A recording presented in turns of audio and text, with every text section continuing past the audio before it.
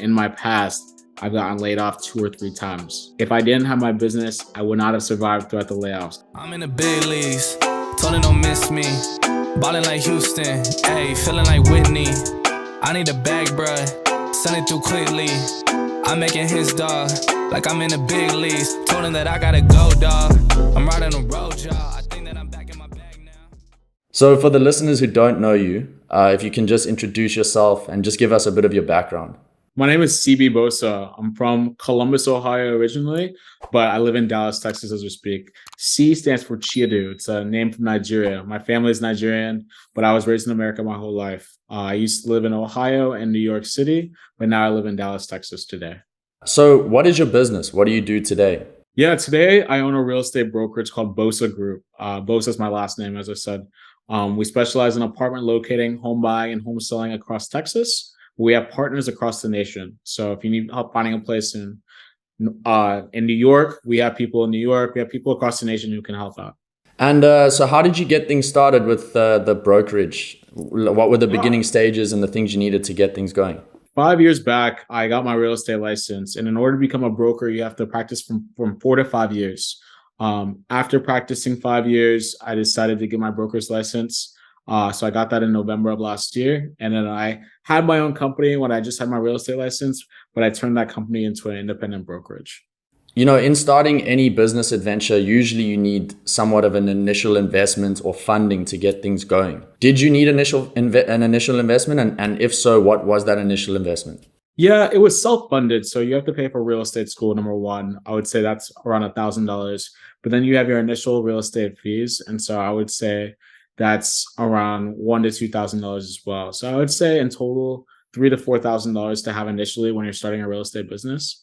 But you have to remember that when you're in real estate, in a realtor or a broker, it's commission only. So you don't get a salary, you don't get a monthly stipend. You have to work for the money you receive. So okay, and on that initial investment, I know you said it was only a couple $1,000s. Would you say the returns have been satisfactory? I'm assuming so. Otherwise, you wouldn't be carrying on with business, right? Yeah, absolutely. It's paid off in dividends. I think my first year, so my first complete year was in 2019. I think it paid around 54,000, and then after that, it jumped to 83, and then on and on. It's only gone upwards since. So super happy with the investment. And so, would you consider this your passion, or would you do something else or pursue a different path if you were given the choice? So I think my passion lies in both consulting and people and technology. So I have a background in technology, but I do enjoy real estate as well. But I think I enjoy the people more than just the transaction. And so I think the reason why I succeed is because I build relationships with people and I help them out with their search for their next home. So I'm passionate about the business and I'm passionate about the people I get to work with more than just the business alone.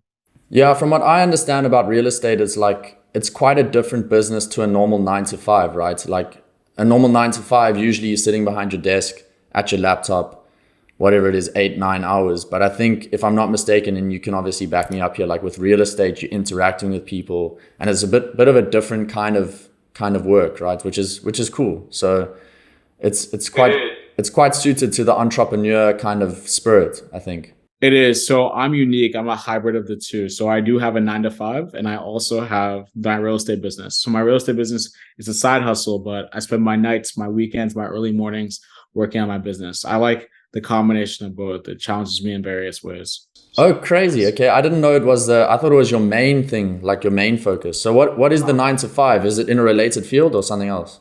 Something else. So I'm in tech consulting. So I consult with marketing technology clients. And I help them out with various goals that they have. So that's crazy. So how have you found it, like balancing the two? Has it been quite difficult, or have you like been able to keep it consistent? Like how have you gone about managing the two? Is it like quite a strict routine, or what's your experience there? For me, I wake up early, I stay up late. But I think for me now that I have a team, they truly help out during the day in case anything comes up. But my thought behind it is that when it comes to real estate, everybody who's buying a house or finding an apartment, they work a normal 9 to 5 for the most part. And so I do too. And then when you're off, I'm off too, working for you on finding your next home. So I've been able to find a good balance between the work and business and keeping everything separate and such. But it's been fun, but also challenging sometimes as well. Yeah, for sure. And I'm not sure if I am accurate here, but I'm assuming would the goal be to stop the 9 to 5 eventually and just go full time with your own thing? Well, believe it or not, I like my 9 to 5 a lot right now. So I can't say that's the true goal. Maybe eventually in the next few years, but for right now, I like having both. Like in my 9 to 5, if it wasn't challenging me, then I would say yes, I'm ready to jump and ready to hop in the next year. But I literally get to learn something new every single day at my 9 to 5. So I like having both at the moment. So And being someone who's obviously juggling a few different things up in the air, and you've been obviously working on your brokerage for about, I think you said 5 or 6 years. 6 years of real estate, 6 months of having the brokerage. Yep. 6 years of real estate, 6 months of the brokerage. Yeah. Have you ever sat back and felt like you've made it? And if not, what would that feel like to you? Yeah, that's a good question. Calvin, me and you are both super ambitious people. So I think it's hard for us to say we've made it because we always want what's next. And I'm at the point where I'm going for what's next. I have never really gotten to that point where I say, okay, I've made it. I can relax. Like I'm always up for what's next. And right now my focus is on growing the brokerage and getting as many clients as possible and helping as many people out as possible as well. So not there yet. Hope to be there in the next few years, but I'm still working towards it. Okay. So is there like if I hit this one goal, then I'll feel like I've made it kind of thing? Or is it not that clear for you at this point? The number I had in mind is 1.2 million per year. Cause I mean, I don't think I really need much more than that. Am I close to that? I have a lot of work to do, just to be completely transparent. But I know it's possible in the field that I'm in. And if I put a few things in place and get the right people in place, I think we can definitely get to that point. We're just not there just yet. And, you mentioned just a moment ago that you've obviously faced some challenges. If you had a time machine and you could go back in time, is there anything that you would change or do differently? Yeah, absolutely. So as an entrepreneur, one thing I would tell any entrepreneur, if I were to do anything differently today, it would have been save more money. I was the type of person when I first started, when I saw it, I wanted to go and spend it and have fun and travel the world and do what I want to do. Live your best life. Yeah. And I enjoyed it. It was great. I had fun, no regrets. But if I could go back and do something differently, I think it would be to save more money and invest more towards the business rather than towards fun and expenses. And just a bit of a fun question. So speaking about time travel, if you could choose to go back into the past or to go into the future from a business sense, which one would you pick? I would go into the past. I think there's a couple things I could have done differently to better prepare myself for what's today. But man, that's a tough question. I think past is the answer, but I'm excited for the future. So cool. I like that. I like that. It's all about balance. And then, so in life, right? We've already spoken about it. We face different challenges. Doesn't matter our background, our race, our gender, whatever it might be. We obviously face our own unique set of challenges. What is one of the most trying challenges that you've faced so far? It could be personal, could be business related, but what would you say is one of the most trying challenges you faced? I was used to having 2 streams of income. And in my past, I've gotten laid off 2 or 3 times. Okay.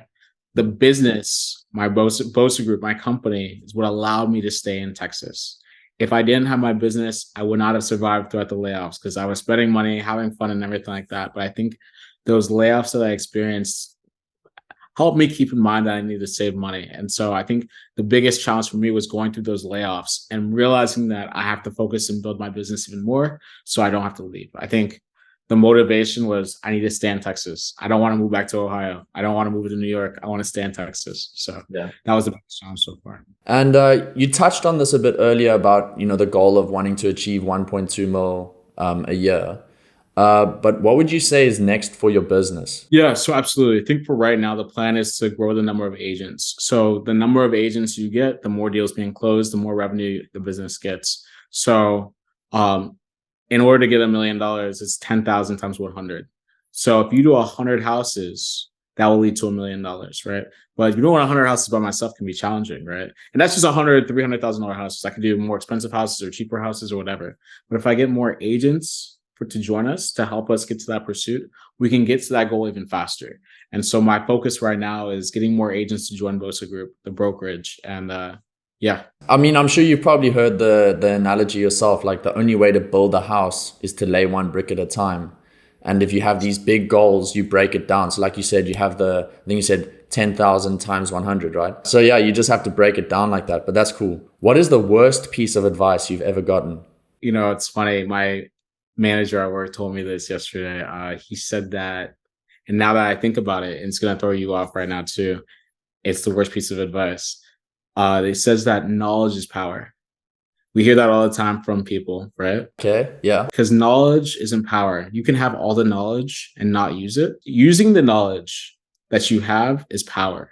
Knowledge itself is not power. I hear knowledge is power all the time, but if you don't use the knowledge you have to build something or to grow something out, it's not powerful at all. So you have to use it. Yeah, that's a bit of you have to wrap your mind around that one at first. But yeah, that does make sense. And at the moment, would you say you're happy? I'm happy. Yeah, I'm at a good point in my life where overall I'm happy. I'm not where I want to be, but I'm happy. Like, money isn't going to make me happier. Like, I can get more things and stuff like that, but right now I'm just at a point in my life where, like, I have things going for me. I have the business, I have the job, I have people in my life that I'm thankful for. I'm happy where I'm happy at the moment. But being ambitious like we are, we always want more, right? So I'm still fighting for the top. I want more. I want more people on my team. I want more things in my life and stuff like that. But at this moment, I'm happy where I am today. That's cool. It's like you're happy, but you're not content with the way things are. You want more. I get that. 100%. What would you like your tombstone to say one day? He brought people together. Okay. I like that. When I moved to Texas, there's two things I wanted to accomplish when I was here. I had no idea how I was going to do it, but because when I came here, I didn't have a business. All I had was a job. But I wanted to contribute to the growth of Texas because it's a state where people are moving to all the time. Contribute to the growth and bring people together. And so if I could be known as the guy who brought people together, whether it's friendships, relationships, workshops, whatever it is, I want to be known as that guy, and hopefully they can write that on my tomb. Awesome. Well, I'm sure they will. After all the people you're going to deal with in your brokerage, I have no doubt. And if you were in my seat, what would you ask yourself, and what would the answer be? Good question. I would ask myself, how do you deal with rejection? And the answer I would say is that you have to go through a certain number of no's to get that yes. Me, I'm lucky. I know it doesn't seem like I'm lucky, but I've been rejected since I was 5 years old. I was a nerd growing up. I was a nerd in college. I was a nerd and I didn't have the best grades, just to be clear. I didn't have the best grades, but I wore glasses, pants were higher. So I've been getting no's my whole life, right? So I was used to no's. But when you're building a business, going through rejection can be challenging. It can be tough because you're like, why aren't they using me? And why are they using somebody else? But going through no's will lead to a yes. And then yeses will lead to more yeses. It's just a part of the process, and you have to keep going and keep pushing through it. And lastly, what is one message you would give to a young entrepreneur? You can think of it as a success nugget that you have held onto throughout your life that you can pass on to them. We've touched on a few already, but if you maybe have, one key thing that you'd like to share with them. It's interesting. I was telling somebody this today. In real estate, everybody's a potential client, right? Everybody needs a place to live. However, in entrepreneurship, never give up. It's going to get hard. It's going to get challenging. When I was going through a hard time, one of my friends who's an entrepreneur, his business is doing really well. He said, try to aim for 1% better every day. Text that person, email that person, make that post, send that message, make that call. One thing every day at least to help you go even further. Those things all add up to being a success. And with those things, you will reach your goals. Yeah, that's like a compounding effect because you're adding 1% onto yesterday's 1%, onto the day before's 1%. But yeah, just before we sign off, now's your chance to give your business a little bit of a shameless plug. Just tell the listeners where they can find you and your business. Absolutely. So you can find us on Instagram. Me on Instagram is CB Bosah, Bosah, CB, and then Bosah. My company is Bosah Group, Bosah Group. We're on Instagram, we're on LinkedIn, we're on Facebook, all across the board. So feel free to connect with me on LinkedIn, add me on Instagram, whatever it is, feel free to connect. I'm looking forward to connecting with all of you. All right, CB. Well, I appreciate the time, man. Hopefully I'll chat to you soon. If I'm ever out in Dallas, maybe we could link up. That would be epic. Absolutely. I'm looking forward to it. Cheers, brother. Thanks for having me. What is up, you absolute weapons? Thank you for watching and listening to None of Your Business. If you haven't already, please subscribe to our YouTube channel. And if you want to follow us on Instagram, TikTok, Twitter, and all of those beautiful places, you can find the links in the description below. I hope you enjoyed this episode. Until next time. Like I'm in a big league.